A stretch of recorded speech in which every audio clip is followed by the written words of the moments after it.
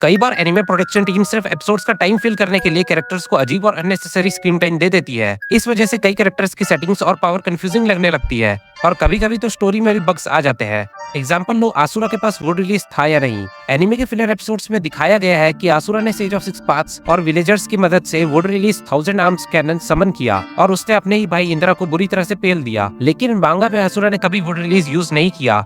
उसने इंद्रा के against fight में 9 टेल्स का 3 हेडेड 6 आर्म्ड अवतार यूज किया था। इसी तरह आसुरा के रासिंगन जैसा मूव भी एनिमे ओनली है, क्योंकि मांगा में रासिंगन क्लियरली फोर्थ होकागे मिनाटो नामिकाजे ने बनाया था। इंद्रा के मंगेकु शारिंगन का पैटर्न भी एनिमे ओनली चेंज है। मांगा में इंद्रा ने कंप्लीट सुसानो एक्टिवेट किया था मंगेकु शारिंगन के साथ, लेकिन एनिमे में उसके पावर्स और थोड़ा डिफरेंट दिखाए गए। मांगा के हिसाब से इंद्रा जन्म से ही सेज आई के साथ पैदा हुआ था। एनिमे में एक और कंफ्यूजन दिखाया गया है। हागरोमो को पहले शारिंगन यूजर दिखाया गया जो बाद में रेनेकान इवॉल्व करता है, लेकिन मांगा में हागरोमो पहली ही एंट्री में रेनेकान के साथ दिखाया गया है, मतलब वो जन्म से ही रेनेगान यूजर था। अब बात करते हैं इन्फिनिट त्सुकुयोमी के टॉपिक की। सबको पता है कि इस सीरीज में इन्फिनिट त्सुकुयोमी 2 बार यूज हुआ था, पहली बार कागुया ने और दूसरी बार एम उचिहा ने। मांगा में कागुया को इन्फिनिट त्सुकुयोमी को डायरेक्टली दिखाया नहीं गया, लेकिन सेज ऑफ सिक्स पाथ्स के डायलॉग से कंफर्म होता है कि उसकी मां ने उसे एक्टिवेट किया था। नॉर्मली इन्फिनिट त्सुकुयोमी के लिए चांद की जरूरत होती है, जो हागारोमो और हाबुरा ने चिबुकु टेंसाई से बनाया था। मतलब टेक्निकली कागुया के टाइम पर चांद था ही नहीं, तो उसने इन्फिनिट त्सुकुयोमी कैसे एक्टिवेट किया। मांगा इस पॉइंट को क्लियर नहीं करता, लेकिन एनिमे में दिखाया गया है कि कागुया ने योमुत्सु हिरासाका के यूज करके स्पेस के एक और प्लेनेट को मीडियम बनाया और उस पर इन्फिनिट त्सुकुयोमी चलाया,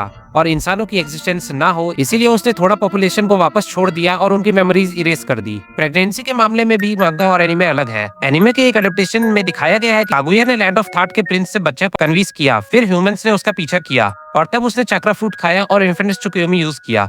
लेकिन मांगा में सीक्वेंस अलग है।